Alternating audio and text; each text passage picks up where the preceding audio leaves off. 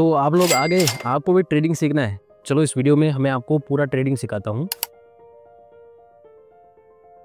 अगर आप भी एक बिगिनर हो और आप ट्रेडिंग को जीरो से शुरू करना चाहते हो, लेकिन समझ में ये नहीं आ रहा है कि शुरू कहाँ से करें, कोई आपको पाथ नहीं दिख रहा है, तो इस वीडियो को एंड तक देख लेना। सारी प्रॉब्लम मैं सोल्व करने वाला हूँ। देखो, आज से ठीक 5 साल पहले मैंने ऑप्शन ट्रेडिंग को शुरू किया था इंडियन मार्केट में, एंड उसके बाद में मैंने क्रिप्टो में भी काम किया है। सो मैं आपको एग्जैक्ट रोड में बता सकता हूं कि मैं अगर आपकी जगह होता तो मैं किस तरीके से ट्रेडिंग को जीरो से शुरू करता। देखो, मेरा 5 साल का जो भी इमोशनल है या फिर टेक्निकल है या फिर जो जो अप्स एंड डाउन मैंने मार्केट में देखे हैं, उनको मैं स्टेप बाय स्टेप इस वीडियो के थ्रू आप लोगों के साथ में शेयर करूंगा। सो आपसे एक रिक्वेस्ट है कि इस वीडियो को आप ज़रूर से लाइक कर देना और जो भी फैमिली फ्रेंड्स है उनके साथ में शेयर कर देना। चलो, ट्रेडिंग का मतलब क्या होता है? ट्रेड का मतलब होता है किसी भी एसेट या फिर प्रोडक्ट को बाय या फिर सेल करना, उसको सिंपली हम लोग ट्रेड करना बोल देते हैं। ट्रेड का मतलब सिंपल हो गया, किसी भी एसेट, हो सकता है वो फाइनेंशियल एसेट हो सकता है कोई दूसरा एसेट हो, या फिर कोई भी प्रोडक्ट भी हो सकता है, उसको हम लोग बाय या फिर सेल करने को क्या बोलते हैं? सिंपली ट्रेड करना बोलते हैं। जैसे ये जो बोतल है अभी आपको दिख रही है, ये मान लो मैंने 500 रुपये में खरीदी, कहीं से भी खरीदी, और मैंने इस बोतल को आप मानो 700 रुपये में बेच दिया, सिंपल। तो अब मेरा जो प्रॉफिट हुआ है, सिंपली यहाँ पे 200 रुपये का प्रॉफिट हुआ है, और ये जो मेरा 200 रुपये का प्रॉफिट है, ये मैंने ट्रेड करके कमाया है। मैंने क्या किया? पहले मैंने बाय किया, फिर मैंने इसको सेल कर दिया। सिंपल सी बात है, इसको ही हम लोग ट्रेडिंग बोलते हैं। देखो, आधा अधूरा नॉलेज किसी भी फील्ड में आप जाते हो तो वो आपको बर्बाद कर सकता है। इसलिए मैं आपसे रिक्वेस्ट करता हूँ कि सारी जो चीज़ें हैं उनको एक एक करके समझना। पहले हम लोग ट्रेडिंग की डेफिनेशन को समझा है, अब हम लोग आगे बढ़ते हैं कि अगर आपको इस बोतल को खरीदना है तो आप कहाँ जाओगे? हो सकता है आप अमेज़ॉन, फ्लिपकार्ट या फिर किसी भी ऐसे ई कॉमर्स वेबसाइट पे जाओगे जहाँ पे आपको ये बोतल सस्ते में मिल रही हो। क्योंकि देखो, हर एक खरीदने वाला चाहता है कि उसका जो प्राइस है ना वो कम से कम उसको मिले, और जब वो सेल करे तब उसका प्राइस जो है वो ज़्यादा से ज़्यादा मिले। क्योंकि अगर मैंने इस बोतल को, मान लो इस बोतल को मैंने 1000 रुपये में खरीदा होता और मैंने सिर्फ 700 में बेचा होता, तो मेरा यहाँ पे लॉस हो जाता। अगर मैंने इस बोतल को 300 रुपये में खरीदा और मैंने इसको 700 रुपये में बेचा, तो सीधी सी बात है मेरा प्रॉफिट ज़्यादा हो जाएगा, 400 रुपये का प्रॉफिट यहाँ पे हो जाएगा। सो कहने का मतलब ये है कि यहाँ पे बाय और सेल हम लोग करते हैं, इसी को हम लोग सिंपल ट्रेडिंग बोलते हैं। अगर हमने कम में खरीद करके ज़्यादा में बेच दिया तो हमारा प्रॉफिट है, अगर हमने ज़्यादा में खरीद करके कम में बेच दिया तो यहाँ पे हमारा लॉस हो जाता है। बट अब हम लोग आगे बढ़ते हैं कि यहाँ पे अगर हम लोग ट्रेड करने की बात करते हैं तो स्टॉक्स की हम लोग ट्रेड करते हैं, या फिर डेरिवेटिव्स होते हैं जिनको हम लोग ऑप्शंस कहते हैं, इनको हम लोग ट्रेड करते हैं। सो यहाँ पे अलग अलग टाइप होते हैं, अलग अलग मार्केट्स होते हैं। सबसे पहले होता है इंडियन मार्केट। अगर हम लोग इंडियन मार्केट की बात करें तो आप इंडिया में इन्वेस्ट कर सकते हो, ट्रेड कर सकते हो। इंडियन मार्केट लाइक आपका बैंक निफ्टी हो गया, निफ्टी हो गया, या फिर कोई भी पर्टिकुलर स्टॉक हो सकता है कोई भी कंपनी का जिसमें आप इन्वेस्ट कर सकते हो। फिर आता है टाइप्स ऑफ सेगमेंट, यानी कि आपको कौन से तरीके की ट्रेडिंग करनी है। जैसे मान लो आपको इंट्राडे ट्रेडिंग करना है, या फिर आपको स्विंग ट्रेडिंग करना है, या फिर आपको एफ&ओ ट्रेडिंग करना है। ये अलग अलग ट्रेडिंग के टाइप्स होते हैं, ठीक है। सो ये हो गया। अब देखो, इंट्राडे का मतलब क्या होता है कि किसी भी स्टॉक को आप एक दिन के अंदर बाय या फिर सेल करते हैं, उसको एक ही दिन में करना होता है। मान लो सुबह 9:15 पे इंडियन मार्केट ओपन होता है, 3:30 पे क्लोज हो जाता है, तो उसी ड्यूरेशन में आपको उस स्टॉक को बेचना पड़ेगा। अगर आप उसको नहीं बेचते हो तो आपका ब्रोकर आपके ब्याह पे उसको सेल कर देगा। अब ब्रोकर क्या होता है? ब्रोकर होता है आपके बीच का, यानी एक बायर और एक सेलर के बीच में जो रहता है उसको हम लोग सिंपली ब्रोकर कहते हैं। सिंपल भाषा में आप ऐसा भी समझ सकते हो कि जैसे मान लो आपको कोई मकान खरीदना है या फिर कोई मकान रेंट पे लेना है, तो आप मकान को, हर एक मकान को आप जा करके नहीं देख सकते हो, है ना। क्योंकि उसके लिए आपके पास में एक ब्रोकर होना चाहिए, वो एक इंटरमीडिएट होगा जो, जैसे मान लो सेल जिसको करना है वो भी ब्रोकर के पास में आएगा कि मुझे ये चीज़ सेल करना है। कोई भी स्टॉक हो सकता है, कोई भी उसका ऑप्शन हो सकता है, कोई कुछ भी हो सकता है, उसको सेल करना है तो वो ब्रोकर के पास में आएगा। ये जो ब्रोकर होता है इसके पास में वो ऑर्डर लगाएगा, और अब जैसे मान लो मुझे उस स्टॉक को बाय करना है तो मैं भी उस ब्रोकर के पास में ऑर्डर लगाऊंगा बाइंग का, तो वो ऑर्डर लगेगा सेलिंग का और मैं लगा दूंगा बाइंग का, तो वो सेल करेगा, मैं बाई कर लूँगा। सिंपल सी बात, ऐसे ही चलता है। ब्रोकर कोई खुद की जेब से नहीं देता है, ब्रोकर जो देता है वो देता है एक्सचेंज से। अब एक्सचेंज कौन होते हैं? एक्सचेंज का मतलब होता है जहाँ पे जैसे मान लो इंडियन मार्केट की हम लोग बात करें तो यहाँ पे NSE हो गया, BSE हो गया, ये सारे एक्सचेंज होते हैं जहाँ पे शेयर्स का आदान प्रदान होता रहता है। देखो शेयर्स जो होते हैं ना, ये एक बार ही बनते हैं। किसी भी कंपनी के थ्रू जो शेयर्स इश्यू होते हैं जिसको हम लोग बोलते हैं IPO, है ना, इनिशियल पब्लिक ऑफरिंग, तो उसमें सिर्फ एक ही बार में क्या होता है, इश्यू होता है। उसके बाद में सिर्फ ये ट्रांसफ़र होते रहते हैं, ये बनते नहीं है। जैसे मान लो राम के पास में शेयर पड़े हैं तो राम ने सेल किए और श्याम ने खरीद लिए, ठीक है, तो ये एक दूसरे से एक्सचेंज होते रहते हैं, ट्रांसफ़र होते रहते हैं, ठीक है, सिंपल। ये हमने समझा कि पहली बात हमें ट्रेड कहाँ करना है, इंडियन मार्केट में ट्रेड करना है या फिर फॉरेक्स मार्केट में ट्रेड करना है। जैसे फॉरेक्स का मार्केट मतलब हो गया आपको एप्पल के स्टॉक में इन्वेस्ट करना है या फिर आपको टेस्ला में इन्वेस्ट करना है तो आप फॉरेक्स के मार्केट में जाते हो। फिर आता है क्रिप्टो मार्केट, है ना, क्रिप्टो मार्केट में अगर आपको इन्वेस्ट करना है, जैसे मान लो बिटकॉइन में आपको इन्वेस्ट करना है, उसमें ट्रेड करना है तो आपको क्रिप्टो मार्केट में काम करना पड़ेगा। देखो दुनिया का कोई भी चार्ट जो होता है ना, वो प्रिंसिपल एक ही फॉलो करता है, जो हम लोग आगे समझने वाले हैं। जो कहानी होती है ना वो सबकी एक ही होती है, बस आपका तरीका अलग अलग हो सकता है, आपका जो ब्रोकर होता है वो अलग अलग हो सकता है। जब भी आप किसी भी ब्रोकर के साथ में अपना अकाउंट ओपन करते हो तो आपका जो ब्रोकर होता है उसकी ये 2-3 कंडीशन होती है, इनको वो फुलफिल करना चाहिए। पहला तो ये होना चाहिए कि जो भी आप ब्रोकर में अकाउंट ओपन करो वो रिलायबल होने चाहिए, एकदम बोल सकते हो कि थोड़ा जेन्युइन होने चाहिए और बहुत ही ज़्यादा आसान होने चाहिए। क्योंकि जब भी हम लोग ट्रेडिंग करने जाते हैं ना तो प्रॉब्लम्स आती है। जब हम ट्रेड लेने जाते हैं कई बार हमारा ऑर्डर नहीं लगता है, कई बार हम लोग बाई कर लेते हैं, सेल नहीं कर पाते हैं। इसलिए एक अच्छा ब्रोकर का होना बहुत ज़्यादा ज़रूरी होता है।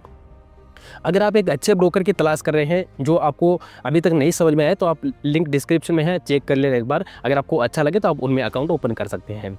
अब हम लोग आगे बढ़ते हैं। फिर आता है बेसिक्स। किसी भी मार्केट को समझने के लिए, जैसे मान लो आपको ये पता चल गया कि आपको इंडियन मार्केट में ही ट्रेड करना है या फिर आपको क्रिप्टो में ट्रेड करना है, तो ये तो आपने पता कर लिया कि आपको कौन से मार्केट में और कौन से सेगमेंट में ट्रेड करना है। जैसे मान लो आपको बैंक निफ्टी में करना है, बैंक निफ्टी का मतलब हो गया आपको इंडियन मार्केट में ट्रेड करना है और आपको ऑप्शन ट्रेडिंग करना है। अब सेगमेंट का मतलब होता है, जैसे अभी मैंने आपको बताया कि इंट्राडे हो गया, ऑप्शन ट्रेडिंग हो गया, या फिर आप स्विंग ट्रेडिंग कर सकते हो, या फिर आप पोजिशनल ट्रेडर जो है बन सकते हो, मतलब कि आप किसी भी पोजीशन को होल्ड रख सकते हो, लॉन्ग ट्रेड या फिर इन्वेस्टिंग कर सकते हो, सिंपल, ठीक है। उसके बाद में आता है बेसिक्स। किसी भी चीज़ को समझने के लिए उसका बेसिक्स लगता है, यानी कि अगर हम लोग यहाँ पे बात करें, ट्रेडिंग में हम लोग बात करें तो यहाँ पे बेसिक्स होता है कैंडलस्टिक। ये किसी भी मार्केट का लैंग्वेज होता है और ये समान रूप से एक जैसे ही काम करता है। अब कैंडलस्टिक में आपने पढ़ा होगा, कैंडलस्टिक चार्ट पैटर्न होते हैं, प्राइस के पैटर्न होते हैं, ये अलग अलग तरीके से बनते हैं। मैं इनके ऊपर में ज़्यादा फोकस नहीं करता हूँ, लेकिन सिर्फ जो कैंडल होती है ना उनको हमें देखना होता है। ये पैटर्न हमारे लिए उतनी ज़्यादा मैटर नहीं करते हैं कि कहाँ पे हैमर बना है, कहाँ पे क्या बना है, ये मैटर नहीं करते हैं। लेकिन वो जो कैंडल चलते हैं, जो प्राइस चलता है ना, वो हमारे लिए काफ़ी ज़्यादा मैटर करता है। सो सिंपल रखेंगे इसको, सिंपली मैं ये बता सकता हूँ कि आपको क्या करना है, आपको पहले जो बेसिक्स ऑफ कैंडलस्टिक्स है इनको आपको समझना है कि प्राइस किस तरीके से मूव करता है, कैंडल का फॉर्मेशन कैसे होता है, ग्रीन कैंडल कैसे बनता है, रेड कैंडल कैसे बनता है, ठीक है। सो इन सारी चीज़ों के ऊपर में काम करना है। फिर आता है आपका, ऐसा बोल सकते हो कि टेक्निकल वाला पार्ट, ठीक है। जैसे अभी हमने थोड़ा कैंडलस्टिक समझा, जो मार्केट का लैंग्वेज होता है। जैसे मान लो मार्केट को ऊपर जाना है तो वो ग्रीन कैंडल बनाता हुआ जा रहा है, ठीक है, और जब मार्केट नीचे आ रहा है रेड कैंडल बना रहा है, इसका मतलब कि वहाँ पे नीचे मार्केट आ रहा है। सो बाइंग का मतलब जब हो रहा है तो यहाँ पे हमें ग्रीन कैंडल शो कर रहा है मार्केट, और जब यहाँ पे हमें रेड कैंडल दिखा रहा है इसका मतलब वहाँ पे सेलिंग हो रही है। अब हालांकि कलर जो होते हैं कैंडल के वो अलग अलग आप अपने अकॉर्डिंग मॉडिफाई कर सकते हो, बट ऐसा स्टैंडर्ड माना जाता है, ठीक है। चलो इसको भी आगे बढ़ते हैं।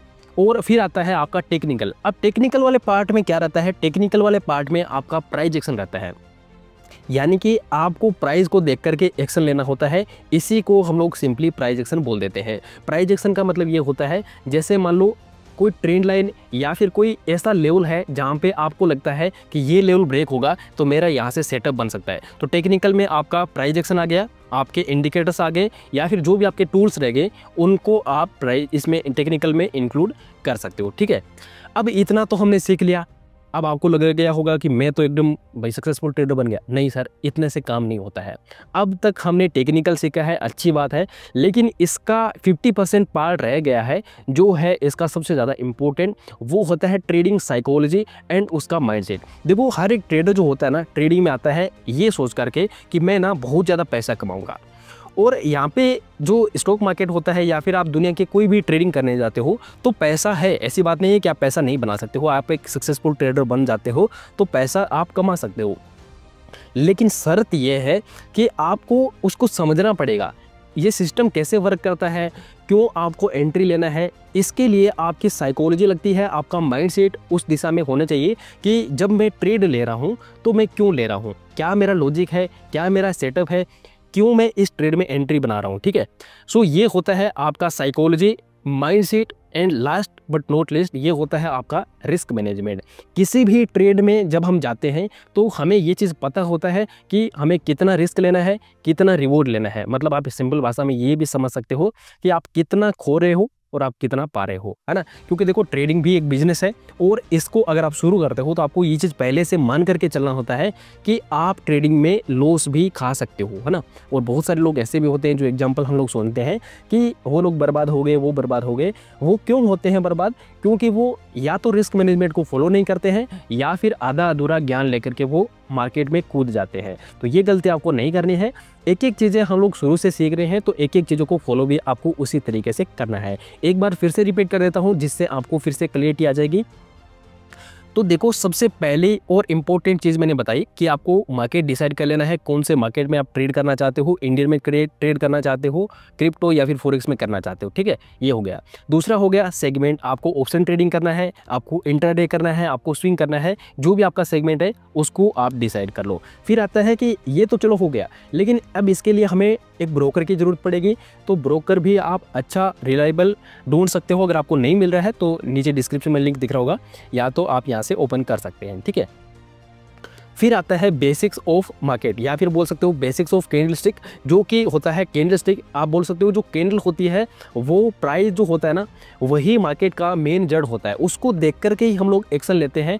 तो इसको हम लोग क्या बोलते हैं? बेसिक्स, यानी कि बेसिक्स ऑफ कैंडलस्टिक हम लोग इसको बोल सकते हैं। अब आता है टेक्निकल वाले पार्ट में क्या रह गया? टेक्निकल वाले पार्ट में प्राइस एक्शन रह गया, टूल्स रह गया, इंडिकेटर रह गया, ये सारी चीज़ें आपके टेक्निकल वाले में आ जाती है। फिर आपका साइकोलॉजी, माइंडसेट, ये सारी चीज़ें आती है। एंड लास्ट वाला आपका रिस्क मैनेजमेंट आता है। बस इतना सा ही काम है। अगर आप इस चीज़ को, इस फ्लो चार्ट को समझ गए हो तो आपको दुनिया में कोई भी सफल ट्रेडर बनने से नहीं रोक सकता। लेकिन देखो होता क्या है कि जब हम पेपर ट्रेडिंग करने जाते हैं, हो सकता है कि आप अभी अभी आपने ट्रेडिंग शुरू किया है या फिर आप करने वाले हो, तो आप पेपर ट्रेड करोगे पहले, क्योंकि आप रियल मनी को लगाने से अच्छा है कि पहले आप पेपर ट्रेड करोगे, है ना। क्योंकि आपके पास में मान लो 1 लाख रुपए और 1 लाख रुपए आपने एक साथ में डाल दिए पहले दिन, वो एग्जैक्ट ऐसे ही बात हो गई जैसे आपको गाड़ी चलाना है और पहले दिन आपने लैम्बोर्गिनी चला ली और आपको चलाना था एल्टो। ठीक है, तो कहने का मतलब ये है, मैं किसी भी चीज़ का ये नहीं कर रहा हूँ, लेकिन आपको एग्जांपल के थ्रू समझाना चाहता हूँ कि अगर आपको मार्केट में ट्रेड करना है तो आप पहले रियल मनी को छोड़िए, पहले आप डेमो अकाउंट से ट्रेड कीजिए, या तो आप पहले सिर्फ चार्ट को देखिए और उसमें आप अपना सेटअप बना करके ट्रेड करने की कोशिश कीजिए। ठीक है, रियल मनी आप तभी पैसा मार्केट में डालें जब आपको ऐसा कॉन्फिडेंस आ जाए कि हाँ मैं मार्केट में अच्छा काम कर रहा हूँ और कम से कम 1-2 महीने से मैं मार्केट में प्रैक्टिस कर रहा हूँ, बैक टेस्ट कर रहा हूँ सारी चीज़ों को, एंड ये जो सारी चीज़ें हैं इनको मैंने डेमो के तौर पे देखा हुआ है, अब मैं इसका प्रैक्टिकल कर सकता हूँ, तभी जा करके आपको रियल मनी उसमें इन्वॉल्व करना है। अदरवाइज़ आपको ज़्यादा रिस्क नहीं लेनी है। और मैं आपको एज ए बिगिनर गाइड करना चाहता हूँ, अगर आप अभी अभी ट्रेडिंग आप शुरू कर रहे हो तो आपको हमेशा देखो जितना भी आपके पास में कैपिटल है, जैसे मान लो आपने सोचा कि मैं 1 लाख रुपये से ट्रेडिंग को स्टार्ट करूँगा, तो आपको 1 लाख रुपए से पूरा ट्रेड नहीं करना है, आपको उसको 2 या 3 हिस्सों में डिवाइड करके उसके बाद में ही आपको ट्रेड करना है। तो ये जो तरीका था ये मैंने आप लोगों के साथ में शेयर कर दिया है, जिसको अगर आप फॉलो करते हो, इस चार्ट को फॉलो करते हो, तो मुझे नहीं लगता कि आपको ट्रेडर बनने से कोई भी रोक पाएगा। ठीक है, बहुत ही ज़्यादा सिंपल है। एक एक करके मैं प्लेलिस्ट भी इस चैनल पे लाने वाला हूँ। एक्चुअली हुआ क्या था, ये जो चैनल मैंने अभी बनाया है, ये चैनल हमारा मेन चैनल नहीं था, पहले और चैनल था जो डिलीट हो गया था किसी वजह से। तो अभी मैं इस चैनल पे सारी चीज़ें आपके लिए ला रहा हूँ। सो मेक श्योर इस चैनल को आप सब्सक्राइब करके रखना। सारी प्लेलिस्ट में आपके लिए बिल्कुल फ्री ऑफ कॉस्ट में लाने वाला हूँ। Thank you so much.